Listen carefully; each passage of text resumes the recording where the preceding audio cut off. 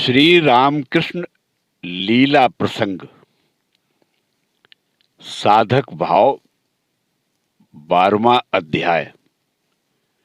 जय ठाकुर, जय मां। ओम शिव शिव शिव। जटाधारी तथा वात्सल्य भाव की साधना। श्री रामकृष्ण देव की कृपा प्राप्त कर मथुर बाबू के अनुभव तथा आचरण।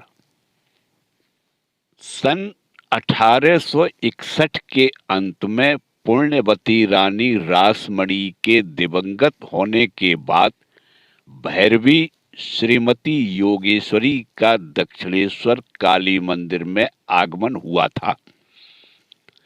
तब से लगाकर सन 1863 के अंत तक श्री रामकृष्ण देव ने तंत्रोक्त साधनों का अनुष्ठान किया था।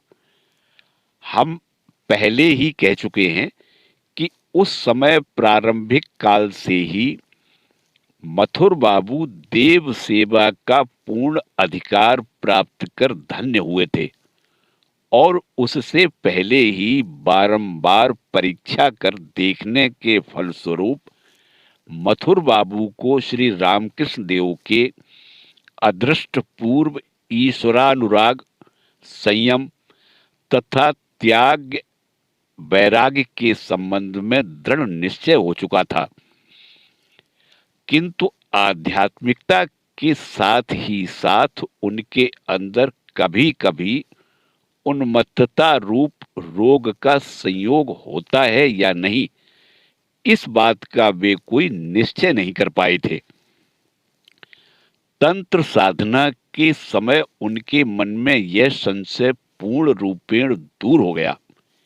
इतना ही नहीं, अपितु अलौकिक विभूतियों का बारंबार प्रकाश देखकर उनके मन में यह दृढ़ धारणा हुई थी कि उनकी इष्ट देवी उन पर प्रसन्न हो, श्री रामकृष्ण देव को अवलंबन कर उनकी सेवाएं ग्रहण कर रही हैं, उनके साथ रहकर सब प्रकार से उनकी रक्षा कर रही हैं एवं उनके प्रभुत्व तथा वैषयिक अधिकार को पूर्णतया अक्षुण्ण रखकर दिनों दिन उन्हें विशेष रूप से मर्यादा तथा गौरव संपन्न बना रही हैं।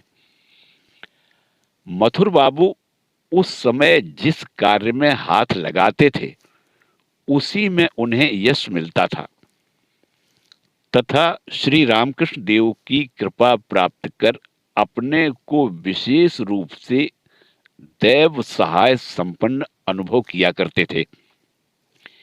इसलिए श्री रामकृष्ण देव के साधनानुकूल द्रव्यों का संग्रह करने एवं उनके अभिप्राय अनुसार देव सेवा तथा अन्यान्य सत्कार्यों के लिए मथुर बाबू का उस समय पर्याप्त अर्थ व्यय करना कोई आश्चर्य की बात नहीं थी।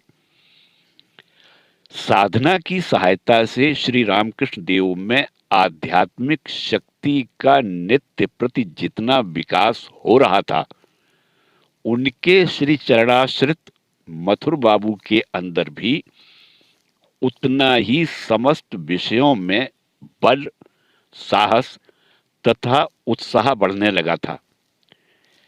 ईश्वर के प्रति पूर्ण विश्वास स्थापन करने के पश्चात उनका आश्रय तथा कृपा प्राप्त कर भक्त अपने हृदय में जिस प्रकार अपूर्व उत्साह तथा शक्ति का अनुभव करते हैं, उसी प्रकार मथुर बाबू की अनुभूति भी ठीक वैसी ही हुई थी। किंतु रजोगुणी संसारी मथुर बाबू की भक्ति श्री रामकृष्ण देव की सेवा तथा पुण्य कार्यों के अनुष्ठान तक में ही सीमित रहती थी। आध्यात्मिक राज्य के अंदर प्रविष्ट हो गूढ़ रहस्यों को प्रत्यक्ष करने के निमित्त आगे नहीं बढ़ती थी। परंतु ऐसा न होने पर भी मथुर बाबू ने अपने हृदय में यह निश्चय रूप से अनुभव किया था कि श्री रामकृष्ण देव ही उनके बल, बुद्धि तथा भरोसा हैं।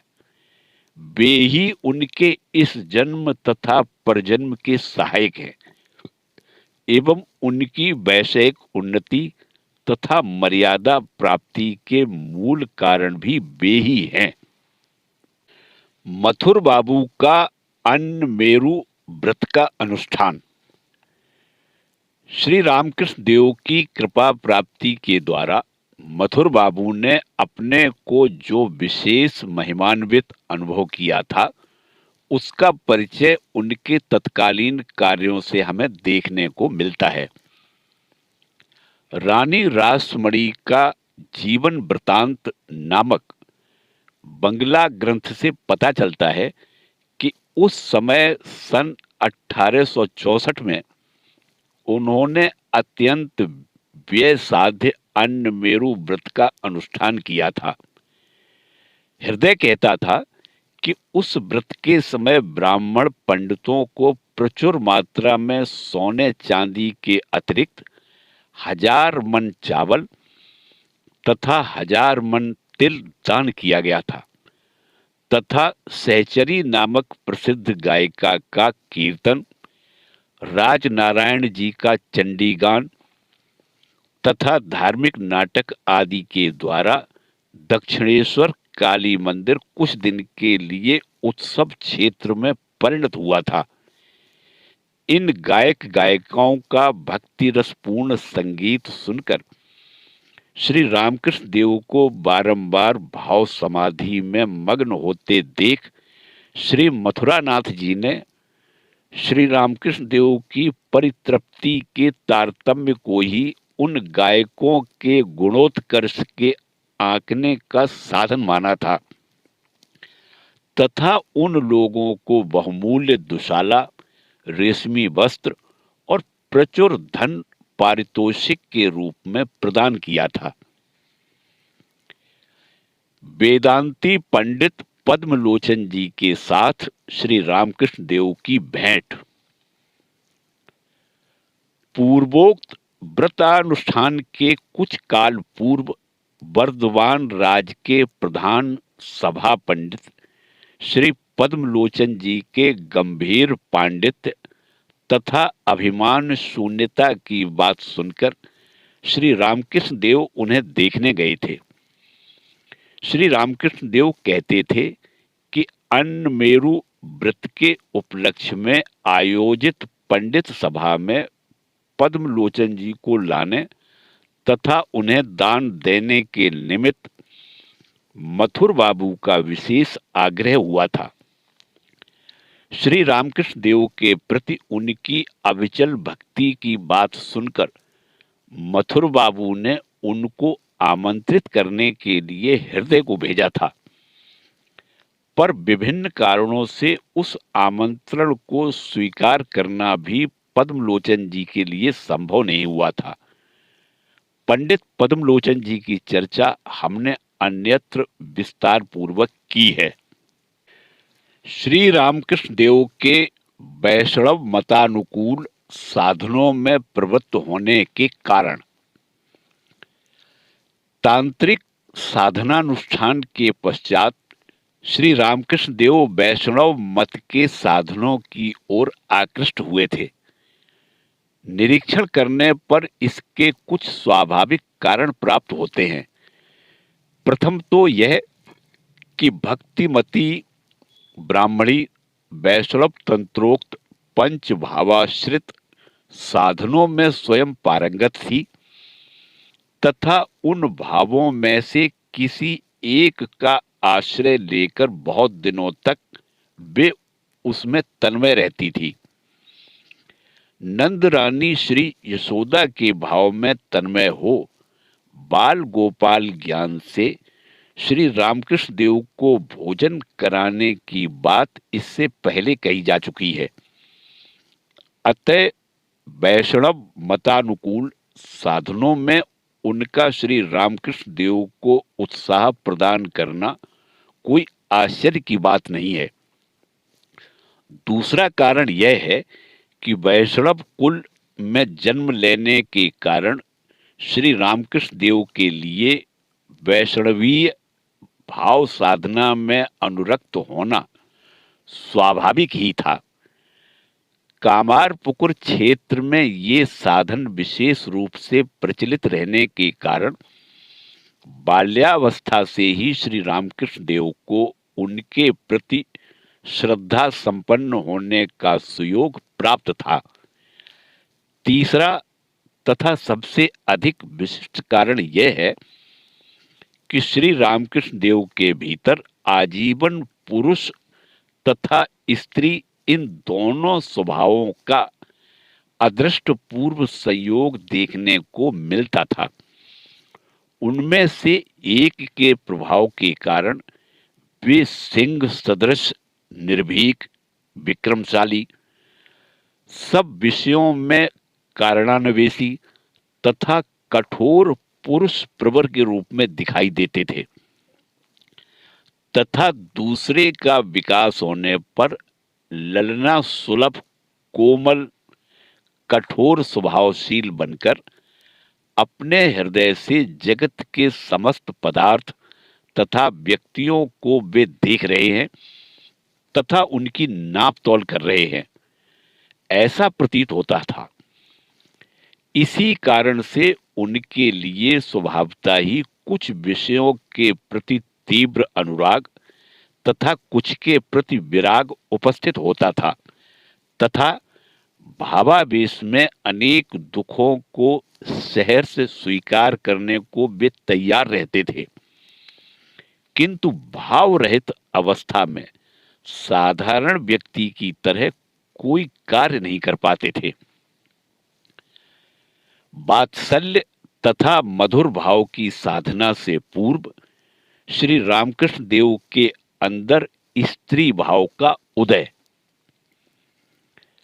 साधना करते समय प्रथम 4 वर्ष में भी श्री रामकृष्ण देव ने वैष्णव तंत्र अनुसार शांत, दास्य तथा कभी कभी श्री कृष्ण सखा, सुदामा आदि ब्रज बालकों की भांति सख्य भाव का अवलंबन कर साधना में स्वयं प्रवर्तित हो सिद्धि प्राप्त की थी। श्री रामचंद्र गत प्राण महावीर जी को आदर्श के रूप में ग्रहण कर दास्य भक्ति का अवलंबन करते हुए कुछ दिन तक उनकी अवस्थिति तथा जन्म से दुख पाने वाली जनक नंदिनी सीता जी की दर्शन प्राप्ति आदि का उल्लेख इससे पहले किया जा चुका है। अतः वैष्णव तंत्रोक्त वात्सल्य तथा मधुर रसाश्रित मुख्य दोनों भावों की साधना में ही उस समय वे संलग्न हुए थे। यह देखने में आता है कि उस समय अपने को श्री जगन माता की सखी के रूप में चिंतन कर चमर ले वे उनका विजन करने में नियुक्त रहते थे।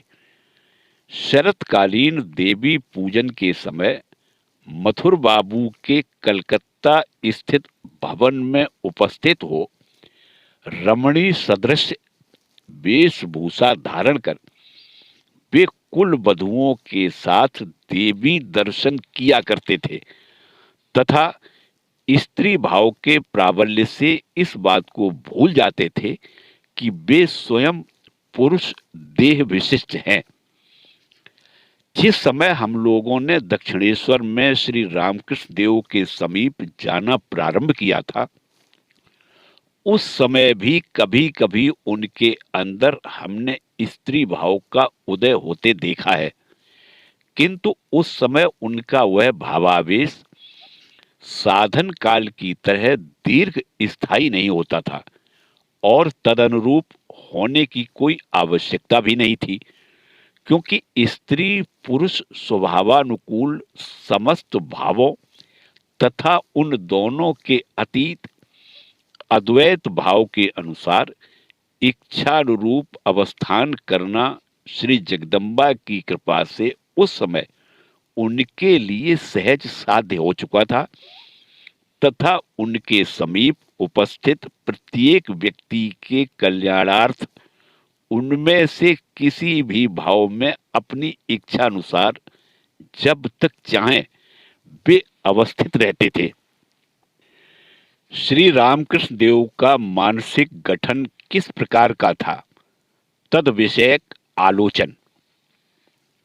श्री रामकृष्ण देव की साधनकालीन महिमा को हृदयंगम करने के लिए आपको कल्पना की सहायता से सर्वप्रथम अनुचिंतन कर यह देखना होगा कि आजन्म उनका मन किस प्रकार असाधारण तत्व से गठित होकर संसार में कैसे नित्य विचरण करता था तथा आध्यात्मिक राज्य की प्रबल आंधी के कारण विगत 8 वर्षों में उसमें किस तरह के परिवर्तन उपस्थित हुए थे। हमने उनके श्री मुख से सुना है कि सन 1856 में जब उन्होंने दक्षिणेश्वर काली मंदिर में सर्वप्रथम पदार्पण किया तथा उसके बाद भी कुछ समय तक उनके हृदय में यह सरल विश्वास विद्यमान था कि जिस प्रकार उनके पूर्वज सन्मार्ग में रहकर संसार यात्रा का निर्वाह करते रहे हैं, वे भी तद अनुरूप आचरण करेंगे। आजन्म अभिमान शून्य उनके मन में एक बार भी यह बात उदित नहीं हुई कि वे संसार में अन्य किसी की अपेक्षा किसी अंश में महान या विशेष गुणशाली हैं, किंतु जब वे कार्य क्षेत्र में अवतीर्ण हुए तब उनकी असाधारण विशेषता पग पग पर प्रकट होने लगी। कोई अपूर्व दैव शक्ति मानो प्रतिक्षण उनके साथ रहकर संसार के रूप रस आदि प्रत्येक विषय की अनित्यता तथा तुच्छता को उज्जवल रूप से प्रदर्शित कर उनके नेत्रों के सम्मुख स्थापित करती हुई उन्हें सदा विशुद्ध मार्ग में परिचालित करने लगी। शुद्ध सत्य के अन्वेषी तथा स्वार्थ शून्य श्री रामकृष्ण देव भी उसके इशारे पर चलने में शीघ्र ही अभ्यस्त हो गए। इससे यह स्पष्ट है कि पार्थिव किसी भोग्य वस्तु को प्राप्त करने की प्रबल अभिलाषा उनके मन में यदि विद्यमान होती तो उनके लिए कभी भी उस प्रकार का आचरण करना संभव नहीं होता। श्री रामकृष्ण देव के मन में संस्कार का बंधन कितना अल्प था। समस्त विषयों में श्री रामकृष्ण देव के आजन्म आचरण का स्मरण करने पर आप सभी को पूर्वोक्त कथन हृदयंगम होगा। संसार में प्रचलित शिक्षा का उद्देश्य दाल रोटी प्राप्त करना यानी अर्थोपार्जन करना है। यह जानकर उन्होंने विद्याभ्यास नहीं किया। संसार यात्रा निर्वाह में सहायता मिल सकेगी यह सोचकर पुजारी पद को स्वीकार करने के पश्चात उन्होंने यह अनुभव किया कि देवोपासना का लक्ष्य कुछ और ही है तथा ईश्वर प्राप्ति के निमित्त वे उन्मत्त हो गए। संपूर्ण संयम के द्वारा ही ईश्वर प्राप्ति होती है यह समझकर विवाहित होने पर भी उन्होंने स्त्री ग्रहण नहीं किया। संचय करने वाले व्यक्ति ईश्वर पर पूर्ण निर्भरशील नहीं होते हैं। यह जानकर कांचन आदि का तो कहना ही क्या, सामान्य पदार्थ तक संग्रह करने की भावना को उन्होंने अपने हृदय में जमने नहीं दिया। ऐसी अनेकानेक बातें श्री रामकृष्ण देव के संबंध में कही जा सकती हैं। उन बातों की पर्यालोचना करने पर यह पता चलता है कि साधारण मानवों को मुक्त करने वाले संस्कार के बंधन का उनके हृदय पर बचपन से ही कितना अल्प प्रभाव पड़ा था। इससे यह बात भी स्पष्ट प्रतीत होती है कि उनकी धारणा शक्ति इतनी प्रबल थी कि मानसिक पूर्व संस्कार उनके सम्मुख कभी सिर उठाकर उन्हें लक्ष्य भ्रष्ट नहीं कर पाते थे। साधना में प्रवृत्त होने के पूर्व श्री रामकृष्ण देव का मन किस प्रकार गुण संपन्न था, इसके अतिरिक्त हम यह देख चुके हैं कि बाल्यावस्था से ही श्री रामकृष्ण देव श्रुतिधर थे। किसी बात को केवल एक बार सुन लेने से वे उसकी आनुपूर्विक आवृत्ति कर सकते थे तथा सदा के लिए वह बात उनके मानस पटल पर अंकित हो जाती थी। बचपन में रामायण आदि के प्रवचन, संगीत तथा धार्मिक नाटक इत्यादि केवल एक बार सुन लेने व देख लेने के पश्चात अपने साथियों को लेकर कामार पुकुर के गोष्ठ में वे किस प्रकार से उनकी पुनरावृत्ति किया करते थे, पाठकों को यह विदित ही है। अतः यह स्पष्ट है कि अदृष्ट पूर्व सत्यानुराग, श्रुतिधरत्व तथा संपूर्ण धारणा रूप दैवी संपदाओं को अपनाकर ही श्री रामकृष्ण देव साधक जीवन में प्रविष्ट हुए थे। अनुराग, धारणा आदि जिन गुणों को साधारण साधक जीवन पर्यंत प्रयास के बाद भी सहज में प्राप्त नहीं कर पाते हैं, वे उन गुणों को आधार बनाकर साधन राज्य की ओर अग्रसर हुए थे। अतः अल्प समय के भीतर साधन राज्य में उनके लिए अत्यधिक फल प्राप्त कर लेना कोई आश्चर्य की बात नहीं थी। साधना करते समय कठिन साधनाओं में प्रवृत्त हो उन्होंने 3 दिन के भीतर सिद्धि प्राप्त कर ली थी। उनसे इस बात को सुनकर कभी कभी हम जो विस्मित या आश्चर्यचकित होते रहे हैं, उसका कारण यह था कि उनकी असाधारण मानसिक गठन को उस समय हम किंचन मात्र भी हृदयंगम नहीं कर पाए थे। श्री रामकृष्ण देव की असाधारण मानसिक गठन के संबंध में दृष्टांत तथा आलोचन। श्री रामकृष्ण देव के जीवन की कुछ घटनाओं के उल्लेख से आप हमारी पूर्वोक्त बात को भली भांति समझ सकेंगे। साधनकालीन प्रारंभिक अवस्था में नित्यानित्य वस्तु विचार पूर्वक श्री रामकृष्ण देव ने रुपया मिट्टी, मिट्टी रुपया कहते हुए मिट्टी के साथ कुछ मुद्राओं को ज्यों ही गंगा जी में डाल दिया, त्यों ही उसके साथ जो कांचनासक्ति मानव मन के अंतस्तल पर्यंत अथवा अधिकार विस्तार पर अवस्थित है, वह सदा के लिए उनके हृदय से समूल उत्पाटित हो गंगा जी में विसर्जित हो गई।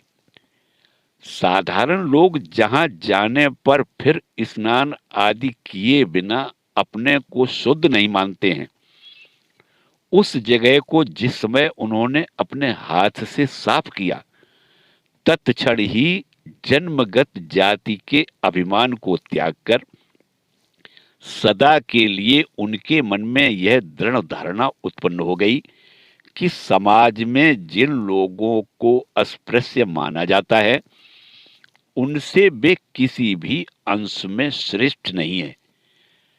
अपने को जगदम्बा की संतान समझकर जब श्री रामकृष्ण देव ने यह सुना कि वे ही स्त्रियां समस्त सकला जगत्सु हैं, उसी समय स्त्री जाति में से किसी को भी भोग लालसामयी दृष्टि से देखकर दाम्पत्य सुख को प्राप्त करने के निमित्त फिर कभी वे आगे नहीं बढ़ सके। इन विषयों की पर्यालोचना करने पर यह स्पष्ट प्रतीत होता है कि असाधारण धारणा शक्ति के बिना उन्हें कभी उस प्रकार की फल प्राप्ति नहीं हो सकती थी।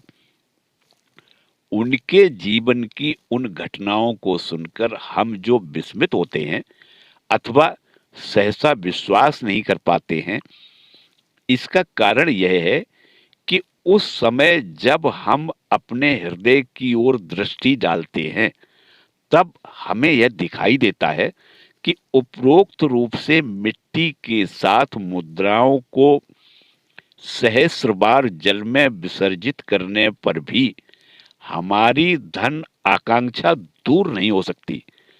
हजार बार अशुद्ध स्थानों को साफ करने पर भी हमारे मन का अभिमान धुल नहीं सकता तथा रमणीय रूप में जगत जननी के प्रकट होने की बात को जन्म भर सुनने पर भी कार्य क्षेत्र में रमणीय मात्र के प्रति मात्र ज्ञान का उदय होना हमारे लिए संभव नहीं है।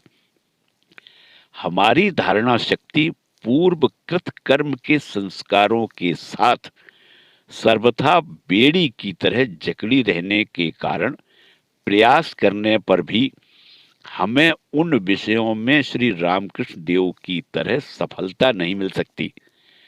संयम रहित, धारणा शून्य, पूर्व संस्कार प्रबल मन को लेकर हम ईश्वर प्राप्ति के निमित्त साधन राज्य में अग्रसर होते हैं। इसीलिए उनकी तरह हमें फल प्राप्ति नहीं हो सकती। इस संसार में 400-500 वर्ष के भीतर श्री रामकृष्ण देव के सदृश एक आध भी अपूर्व शक्ति विशिष्ट मन का आविर्भाव होता है या नहीं, यह निश्चित रूप से नहीं कहा जा सकता। संयम निपुण, धारणा कुशल, पूर्व संस्कार वर्जित वह मन ईश्वर प्राप्ति के निमित्त अदृष्ट पूर्व अनुराग तथा व्याकुलता के कारण 8 वर्ष तक आहार निद्रा त्याग कर श्री जगन माता के पूर्ण दर्शन प्राप्त करने के निमित्त सचेष्ट रहते हुए कितना शक्ति संपन्न बन चुका था तथा सूक्ष्म दृष्टि की सहायता से उसे किस प्रकार के दर्शन प्राप्त हुए थे, हम जैसे व्यक्तियों के मन के लिए इन बातों की कल्पना करना सर्वथा असंभव है। श्री रामकृष्ण देव के आदेशानुसार मथुर बाबू की साधु सेवा। यह पहले ही कहा जा चुका है कि रानी रासमणी के निधन के बाद दक्षिणेश्वर के काली मंदिर में श्री जगदम्बा की सेवा संबंधी कोई त्रुटि देखने में नहीं आने पाई। श्री रामकृष्ण गत प्राण मथुरा मोहन का इस सेवा के निमित्त व्यय करने में किसी प्रकार के संकोच की बात तो दूर रही, बहुधा श्री रामकृष्ण देव के निर्देशानुसार वे निर्धारित राशि से कहीं अधिक व्यय किया करते थे। देव देवियों की सेवा के अतिरिक्त साधुओं की सेवा में उनका विशेष अनुराग था, क्योंकि श्री रामकृष्ण देव के श्री चरणार्चित मथुर बाबू उनकी शिक्षा अनुसार साधु भक्तों को ईश्वर के ही रूप समझा करते थे। इसलिए यह देखने में आता है कि उस समय जब श्री रामकृष्ण देव ने साधु भक्तों को अन्नदान करने के अतिरिक्त उनकी देह रक्षा के निमित्त वस्त्र, कम्बल आदि तथा नित्य काम में आने वाली वस्तु, कमंडल आदि देने की व्यवस्था करने के लिए कहा था, तब उस कार्य को सुचारू रूप से संपन्न करने के लिए उन्होंने उन वस्तुओं को खरीदकर काली मंदिर के एक कमरे में रखवा दिया तथा कर्मचारियों को यह आदेश दिया कि उस नवीन भंडार की वस्तुओं का वितरण श्री रामकृष्ण देव के आदेशानुसार होगा। फिर उसके कुछ दिन बाद सभी संप्रदाय के साधु भक्तों के लिए साधना अनुकूल वस्तुओं को प्रदान करने के पश्चात उन लोगों को भोजन कराने की अभिलाषा भी श्री रामकृष्ण देव के हृदय में उदित हुई। कहना न होगा, मथुरा मोहन ने उसकी भी पूरी व्यवस्था कर दी थी। संभवतः सन 1863-64 में ही मथुरा मोहन ने श्री रामकृष्ण देव के अभिप्रायानुसार इस प्रकार साधु सेवा की यथोचित व्यवस्था की थी। इसी कारण रानी रासमणी के काली मंदिर की अद्भुत अतिथि सेवा की बात सर्वत्र साधु भक्तों में प्रचारित हो गई थी। यद्यपि रानी रासमणी के रहते ही तीर्थ पर्यटनकारी साधु परिव्राजकों को यह बात विदित थी कि मार्ग में 2-4 दिन विश्राम लेने के लिए काली मंदिर में व्यवस्था है, फिर भी उक्त प्रसंग के बाद से उसकी ख्याति चारों ओर अधिक रूप से फैल जाने से सभी संप्रदाय के विशिष्ट साधुगण वहां उपस्थित हो आतिथ्य स्वीकार कर परितृप्त होकर मंदिर के सेवा संचालक को आशीर्वाद देते हुए गंतव्य स्थान की ओर चले जाते थे। इस प्रकार समागत विशिष्ट साधुओं का विवरण हमें जहां तक श्री रामकृष्ण देव के श्रीमुख से सुनने का सौभाग्य प्राप्त हुआ है, उसका हमने अन्यत्र उल्लेख किया है। केवल जटाधारी नामक जिस रामायत पंथी साधु से श्री रामकृष्ण देव ने राम मंत्र की दीक्षा ली थी तथा जिन्होंने श्री रामलला नामक श्री रामचंद्र जी का बाल विग्रह उन्हें प्रदान किया था, दक्षिणेश्वर काली मंदिर में उनके आगमन काल को अवगत कराने के निमित्त यहाँ पर उसका पुनरुल्लेख किया जा रहा है। संभवतः सन 1864 में वे श्री रामकृष्ण देव के समीप पधारे थे। जटाधारी का आगमन। श्री रामचंद्र जी के प्रति जटाधारी के अद्भुत अनुराग तथा प्रेम की बातें श्री रामकृष्ण देव के मुखार बिंदु से हमें बहुधा सुनने को मिली हैं। बालक रामचंद्र की मूर्ति ही उनके लिए अत्यधिक प्रिय थी। दीर्घ काल पर्यंत उस मूर्ति की सेवा करने के फलस्वरूप उनका मन भाव राज्य में प्रविष्ट हो इस प्रकार अंतर्मुखी तथा तन्मय हो चुका था कि दक्षिणेश्वर में श्री रामकृष्ण देव के समीप आने के पूर्व ही उन्हें यह स्पष्ट दिखाई देने लगा था कि श्री रामचंद्र जी का ज्योतिर्मय बाल विग्रह सचमुच उनके सम्मुख आविर्भूत हो उनकी पुनीत भक्ति सेवा को स्वीकार कर रहा है। प्रारंभिक अवस्था में कभी कभी कुछ क्षण के लिए उन्हें इस प्रकार का दर्शन होता था और उस समय वे आनंद मग्न हो जाते थे।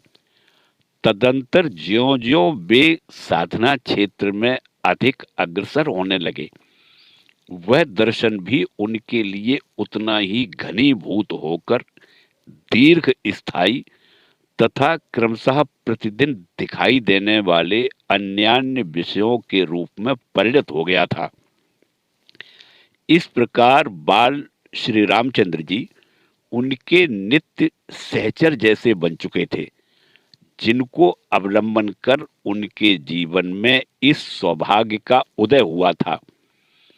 उन्हीं रामलला विग्रह की सेवा में संलग्न रहकर जटाधारी भारत के विभिन्न तीर्थों का पर्यटन करते हुए उस समय दक्षिणेश्वर काली मंदिर में आकर उपस्थित हुए थे। जटाधारी जी के साथ श्री रामकृष्ण देव का घनिष्ठ संबंध।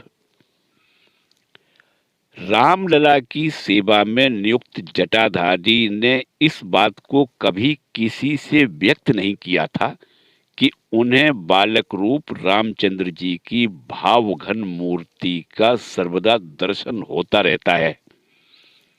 लोगों को केवल इतना ही ज्ञात था कि एक धातु निर्मित बाल विग्रह की सेवा अत्यंत निष्ठा के साथ वे करते रहते थे, किंतु भाव राज्य के अद्वितीय अधीश्वर श्री रामकृष्ण देव की दृष्टि उनके साथ प्रथम भेंट के समय ही स्थूल यवनिका के व्यवधान को भेद कर अंतर स्थित निगूढ़ रहस्य तक पहुंच चुकी थी। इसलिए प्रथम दर्शन से ही जटाधारी के प्रति वे श्रद्धाशील हो गए थे और उन्हें आवश्यक द्रव्यादि सानंद प्रदान कर उनके समीप प्रतिदिन पर्याप्त समय तक रहते हुए उन्होंने भक्तिपूर्वक उनकी सेवा परिपाटी का निरीक्षण किया था।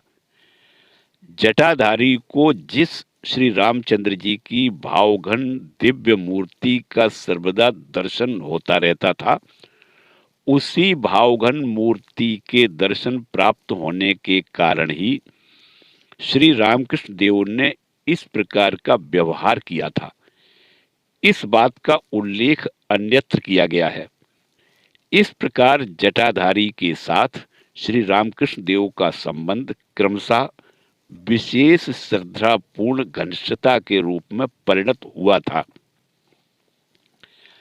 रमणीय भाव के उदय से श्री रामकृष्ण देव का वात्सल्य भाव की साधना में प्रवृत्त होना। यह पहले ही कहा जा चुका है कि श्री रामकृष्ण देव के भीतर उस समय रमणीय भाव का उदय हुआ था तथा उस भाव में बहुत दिनों तक वे तन्मय थे।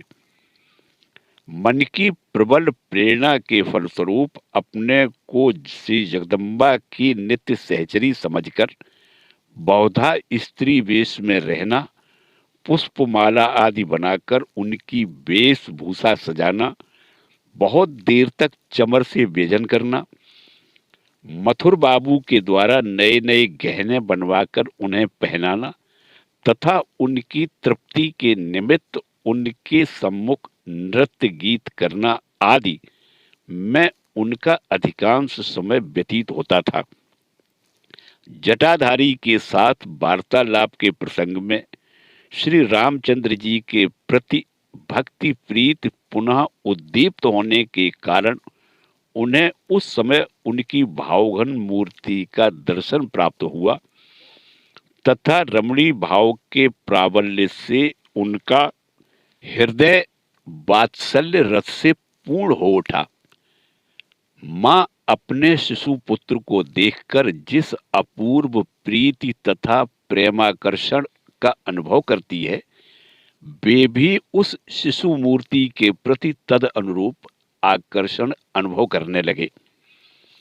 उस प्रेमाकर्षण ने ही उस समय जटाधारी के बाल विग्रह के समीप उनको बैठाकर यह अनुभव तक नहीं होने दिया कि समय किस प्रकार व्यतीत हो रहा है। स्वयं उनसे ही हमने सुना है कि वह उज्ज्वल देव शिशु अपनी मधुर बाल चेष्टाओं द्वारा उनको मुग्ध कर प्रतिदिन सारे समय के लिए अपने समीप उन्हें पकड़ रखने का प्रयास करता था। उन्हें बिना देखे व्याकुल हो उनकी राह देखा करता था तथा कहना न मानकर उनके साथ जहां तहां जाने को उद्यत हो उठता था।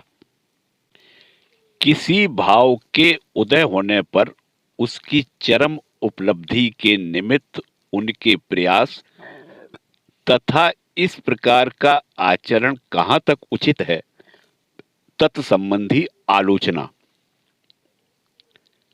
श्री रामकृष्ण देव का प्रयत्न परायण मन कभी किसी कार्य को आधा संपन्न कर शांत नहीं होता था।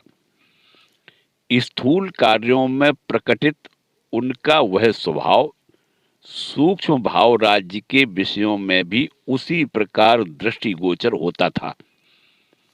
यह देखा जाता था कि स्वाभाविक प्रेरणा से भाव विशेष के द्वारा उनका हृदय ओतप्रोत हो जाने पर उसकी चरम सीमा तक की उपलब्धि किए बिना वे निश्चिंत नहीं हो पाते थे। उनके इस प्रकार के स्वभाव की बात को सुनकर संभवतः कोई कोई व्यक्ति यह सोचने लगे, वास्तव में ऐसा करना कहाँ तक उचित है। हृदय में किसी भाव के उदय होते ही उसके हाथ का खिलौना बनकर उसके पीछे दौड़ने से मनुष्य का क्या कभी कल्याण हो सकता है। दुर्बल मानवों के हृदय में अच्छे तथा बुरे सभी प्रकार के भाव जब निरंतर उदित होते रहते हैं, ऐसी स्थिति में श्री रामकृष्ण देव का उस प्रकार का स्वभाव, चाहे वह उन्हें विपथगामी भले ही न करे, फिर भी साधारण मानवों के लिए कभी अनुकरणीय नहीं हो सकता। केवल अच्छे भावों का ही हृदय में उदय होगा। अपने ऊपर इतना विश्वास रखना मानवों के लिए कभी उचित नहीं है। अतः संयम रूपी लगाम के द्वारा भाव रूपी घोड़ों को सदा नियंत्रित रखना ही मनुष्यों का लक्ष्य होना चाहिए। श्री रामकृष्ण देव के सदृश निर्भरशील साधक के लिए भाव संयम अनावश्यक है। उसका कारण, पूर्वोक्त बातों को युक्ति युक्त मानने पर भी इसके उत्तर में हमें कुछ कहना है। इस बात को अस्वीकार नहीं किया जा सकता कि काम कांचनासक्त भोग लोलुप मानव मन के लिए अपने ऊपर इतना विश्वास रखना वास्तव में कभी भी उचित नहीं है। अतः साधारण मानवों के लिए भाव संयम की आवश्यकता के बारे में किसी प्रकार का संदेह करना नितांत अदूरदर्शी व्यक्तियों के द्वारा ही संभव है। परंतु वेद आदि में यह कहा गया है कि ईश्वर कृपा से बिरले किसी साधक को संयम भी श्वास प्रश्वास की भांति सहज तथा स्वाभाविक हो जाता है। उस समय उसका मन काम कांचन के आकर्षण से पूर्णतया मुक्त हो केवल अच्छे भावों की निवास भूमि में परिणत होता है। श्री रामकृष्ण देव कहते थे कि श्री जगदम्बा के प्रति संपूर्ण निर्भरशील इस प्रकार के मानव के हृदय में उस समय उनकी कृपा से कोई बुरी भावना अपना मस्तक उठाकर अपना प्रभुत्व स्थापन करने में समर्थ नहीं हो पाती है। मां श्री जगदम्बा उसके पैर को कभी बेताल नहीं होने देती। इस प्रकार अवस्था प्राप्त मानव यदि उस समय अपने हृदयगत प्रत्येक मनोभाव पर विश्वास करने लगे तो उससे दूसरों के अनिष्ट होने की कौन कहे।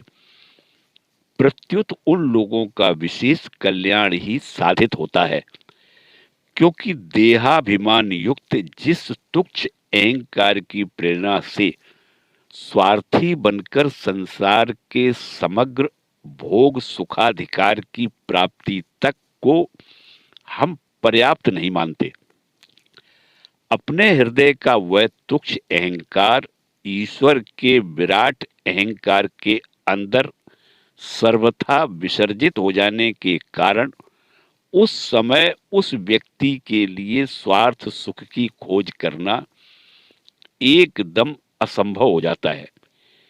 इसलिए विराट ईश्वर की सर्व कल्याणकारी इच्छा ही उस समय उसके हृदय में दूसरों के कल्याण के निमित्त विविध रूप में उदित होती रहती है।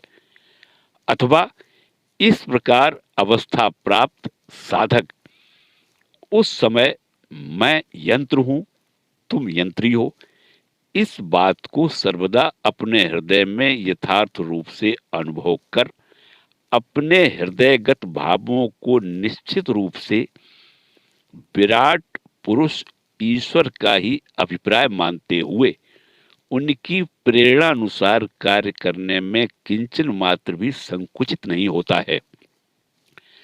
फलतः यह देखने में आता है कि उनके उन आचरणों से दूसरों का महान कल्याण होता है। श्री रामकृष्ण देव की तरह अनन्य साधारण महापुरुषों के भीतर जीवन के ऊषा काल में ही वह अवस्था उपस्थित होती है। अतः इस प्रकार के पुरुषों के जीवन इतिहास की मीमांसा करने पर हमें यह दिखाई देता है कि कुछ भी ऊहापोह किए बिना वे अपनी अपनी हृदयगत भावनाओं पर विश्वास स्थापन कर बहुधा कार्य क्षेत्र में अग्रसर होते रहते हैं। विराट इच्छा शक्ति के साथ अपनी तुच्छ इच्छा को सर्वदा अभिन्न रखकर साधारण मानवों के मन बुद्धि के अगोचर विषयों को वे सदा अनुभव तथा धारण करने में समर्थ होते हैं, क्योंकि विराट मन के अंदर सूक्ष्म भावों के रूप में उक्त विषय समूह पहले से ही अभिव्यक्त रहते हैं। ऐसे साधक अपने शरीर त्याग की बात जानकर भी उद्विग्न नहीं होते हैं। उक्त विषयक दृष्टांत। साथ ही सदा संपूर्ण रूप से विराट इच्छा के अनुगत होने के कारण इस प्रकार स्वार्थ तथा भय रहित हो जाते हैं कि कैसे किसके द्वारा उनके तुच्छ शरीर का ध्वंस होगा, इस बात तक को पहले से जान लेने पर भी उस वस्तु, व्यक्ति तथा विषयों के प्रति विराग संपन्न न होकर उल्टे उस कार्य को संपादित करने में परम प्रीति पूर्वक वे उनकी यथासाध्य सहायता करते रहते हैं। यहाँ पर कुछ दृष्टांतों के उल्लेख द्वारा आप इस बात को भली भांति हृदयंगम कर सकेंगे। देखिए, जनक नंदिनी सीता जी को निष्पाप जानते हुए भी श्री रामचंद्र जी ने होतव्यता समझकर उनको वन में छोड़ दिया था। पुनः अपने प्राणों से भी प्रिय अनुज लक्ष्मण जी के वर्जन करने पर अपना लीला संवरण अवश्यम भावी है, यह जानकर भी उन्होंने उस कार्य का अनुष्ठान किया था। यदुवंश के ध्वंस होने की बात को पहले से जानते हुए भी श्री कृष्ण ने उसे रोकने का किंचन मात्र प्रयास न कर जिससे वह घटना यथा समय उपस्थित हो तद अनुरूप आचरण किया था, अथवा व्याध के हाथों से अपना निधन जानकर भी जब वह समय उपस्थित हुआ तब वृक्ष के पत्तों की आड़ में सारा शरीर छिपाकर वे अपने आरक्तिम चरण युगल को इस प्रकार से रखे रहे कि उसे देखते ही व्याध ने पक्षी के भ्रम से तीक्ष्ण बाण निक्षेप कर दिया था। तदंतर अपने भ्रम के लिए अनुतप्त व्याध को आशीर्वाद एवं सांत्वना प्रदान कर योगावलंबन पूर्वक उन्होंने अपना शरीर छोड़ा था। चांडाल का आतिथ्य स्वीकार करने पर उन्हें परिनिर्वाण प्राप्त होगा, इस बात को पहले से जानते हुए भी महामहिम बुद्ध देव ने उसे स्वीकार किया था एवं आशीर्वाद तथा सांत्वना के द्वारा दूसरों की घृणा तथा निंदा से उसकी रक्षा कर वे उस पद पर आरूढ़ हुए थे। साथ ही स्त्री जाति को संन्यास ग्रहण करने की अनुमति प्रदान करने से उनका प्रचारित धर्म शीघ्र कलुषित हो जाएगा। यह ज्ञात होने पर भी उन्होंने अपनी पूज्य मौसी गौतमी को प्रवज्ञा लेने का आदेश प्रदान किया था। ईसा का शिष्य जुडास धन के लोभ से उन्हें शत्रुओं के हाथों में समर्पण करेगा एवं उसी से उनका शरीरांत होगा। इस बात को जानकर भी ईश्वरावतार ईसा ने उसके प्रति सम्मान रूप से स्नेह प्रदर्शन करते हुए जन्म भर उसके कल्याण के निमित्त अपने को नियुक्त कर रखा था। ऐसे साधकों के हृदय में स्वार्थमयी वासना का उदय नहीं होता। अवतार पुरुषों का तो कहना ही क्या है।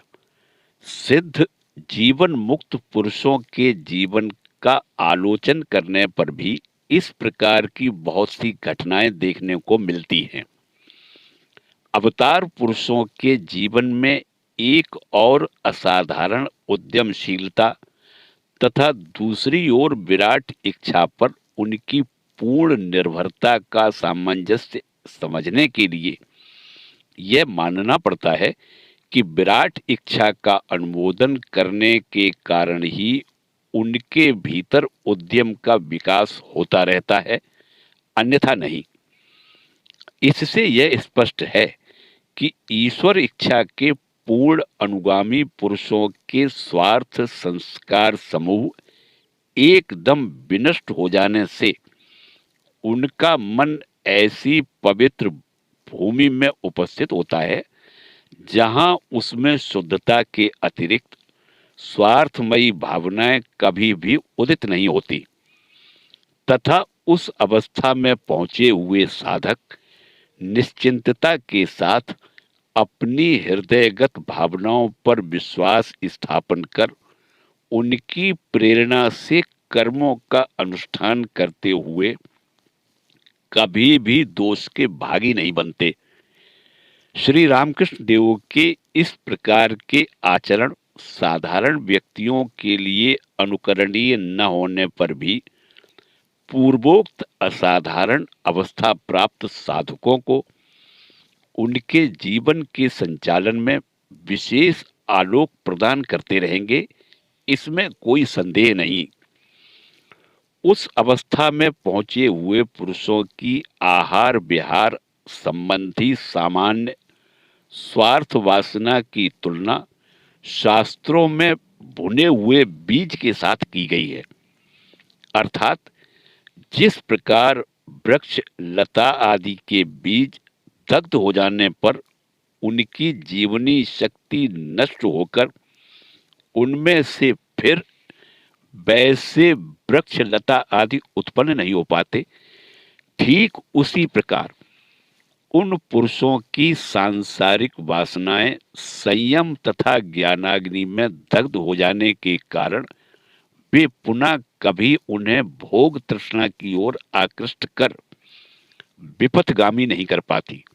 हमें इस विषय को समझाने के निमित्त श्री रामकृष्ण देव कहते थे कि पारस पत्थर के स्पर्श से लोहे की तलवार जब स्वर्णमय हो जाती है तब केवल उसका हिंसाक्षम आकार ही विद्यमान रहता है, उसके द्वारा फिर कभी हिंसा कार्य होना संभव नहीं होता।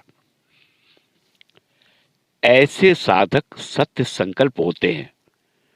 श्री रामकृष्ण देव के जीवन में तद अनुरूप दृष्टांत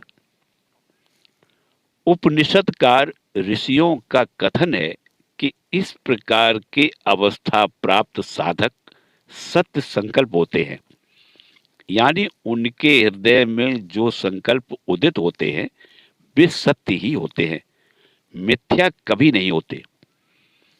भावमुख अवस्था में प्रतिष्ठित श्री रामकृष्ण देव के हृदय में जो भाव उदित होते थे, बारंबार परीक्षा के द्वारा यदि उनकी सत्यता की उपलब्धि हमें न हुई होती तो ऋषियों के पूर्वोक्त कथन पर हम कभी भी विश्वास नहीं कर पाते। हमने यह देखा है कि जब किसी भोज्य पदार्थ के ग्रहण करते समय श्री रामकृष्ण देव का मन संकुचित होता था तब खोज करने पर यह विदित हो जाता था कि वास्तव में ही वह पदार्थ पहले से दूषित हो चुका है। इसी प्रकार किसी व्यक्ति से ईश्वरी चर्चा करने में प्रवृत्त हो, उसका मुंह बंद हो जाने से बाद में यह प्रमाणित हो जाता था कि वास्तव में वह व्यक्ति उसका पूर्ण अनधिकारी था। किसी व्यक्ति के संबंध में उसे इस जन्म में पूर्ण लाभ होगा अथवा अत्यल्प, उन्हें इस तरह की उपलब्धि जब होती थी तब यथार्थ में वह सत्य सिद्ध होती थी।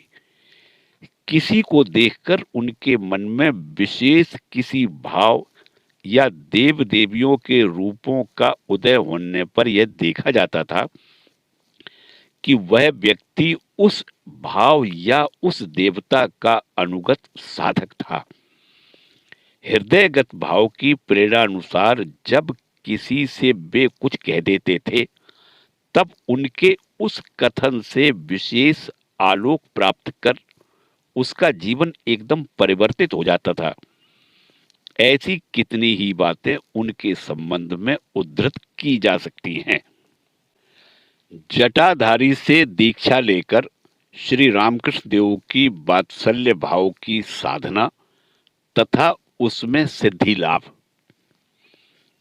यह पहले ही कहा जा चुका है कि जटाधारी के आगमन के समय श्री रामकृष्ण देव अपने हृदयगत भाव की प्रेरणा से बहुधा अपने को स्त्री जनोचित देह मन संपन्न रूप से धारणा कर तद अनुरूप कार्यों का अनुष्ठान करते थे तथा श्री रामचंद्र जी के सुमधुर बाल्य रूप के दर्शन प्राप्त होने के कारण श्री रामकृष्ण देव के भीतर उनके प्रति वात्सल्य भाव का उदय हुआ था।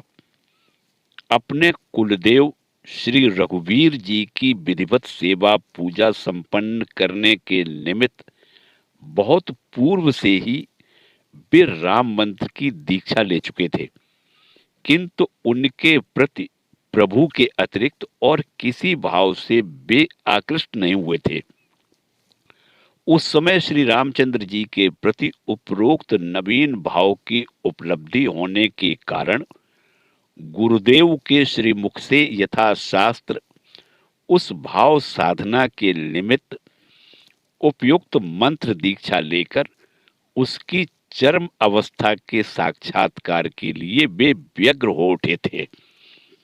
राम मंत्र श्री रामचंद्र जी की बाल मूर्ति के मंत्र में सिद्ध काम जटाधारी को जब यह बात विदित हुई तब उन्होंने सानंद उनको अपने इष्ट मंत्र में दीक्षित किया एवं श्री रामकृष्ण देव उस मंत्र की सहायता से उनके द्वारा प्रदर्शित मार्ग का अवलंबन कर साधना में निमग्न हो कुछ ही दिन के भीतर निरंतर श्री रामचंद्र जी की बाल मूर्ति का दिव्य दर्शन प्राप्त करने में समर्थ हुए।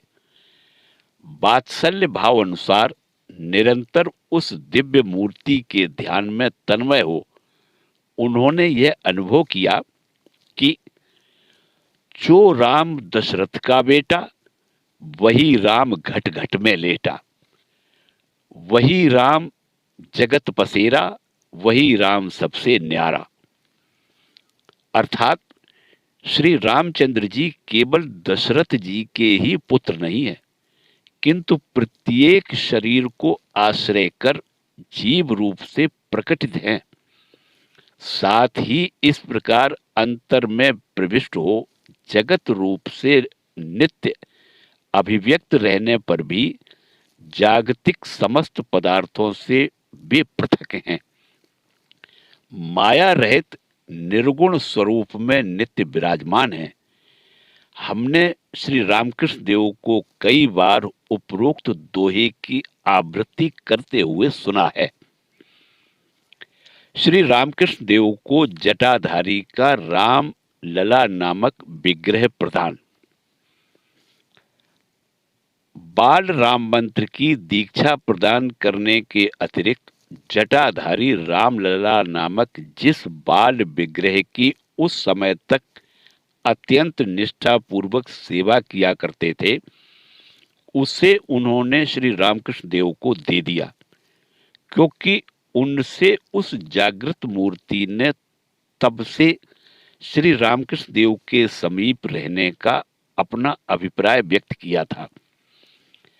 जटाधारी तथा श्री रामकृष्ण देव के साथ इस विग्रह के अपूर्व लीला विलासों का अन्यत्र विस्तार पूर्वक उल्लेख किया गया है, इसलिए यहाँ उनकी पुनः चर्चा करना अनावश्यक है।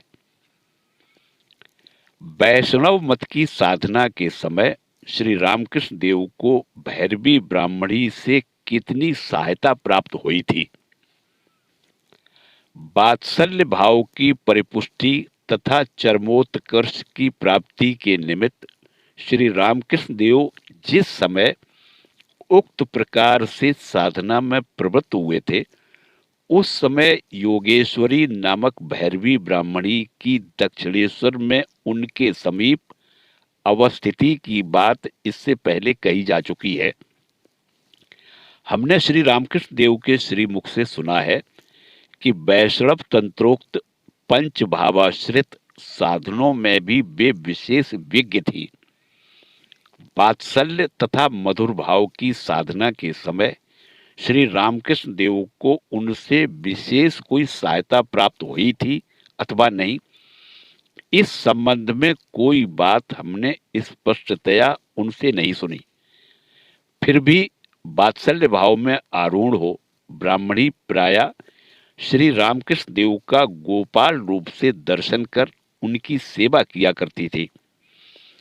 यह बात श्री रामकृष्ण देव के श्रीमुख से तथा हृदय राम के निकट सुनने के पश्चात हमें ऐसा प्रतीत होता है कि बाल गोपाल मूर्ति में वात्सल्य भाव का आरोप कर उसकी चरम उपलब्धि करते समय एवं मधुर भाव के साधन काल में श्री रामकृष्ण देव को संभवतः उनसे कुछ न कुछ सहायता अवश्य प्राप्त हुई होगी। कम से कम इस बात को अवश्य स्वीकार किया जा सकता है कि विशेष कोई सहायता न मिलने पर भी ब्राह्मणी को उन साधनों में तत्पर देखकर तथा उनके मुख से उन साधनों की प्रशंसा सुनने के फलस्वरूप श्री रामकृष्ण देव के हृदय में उन भावों की साधना करने की प्रबल इच्छा उत्पन्न हुई थी। जय ठाकुर, जय मां।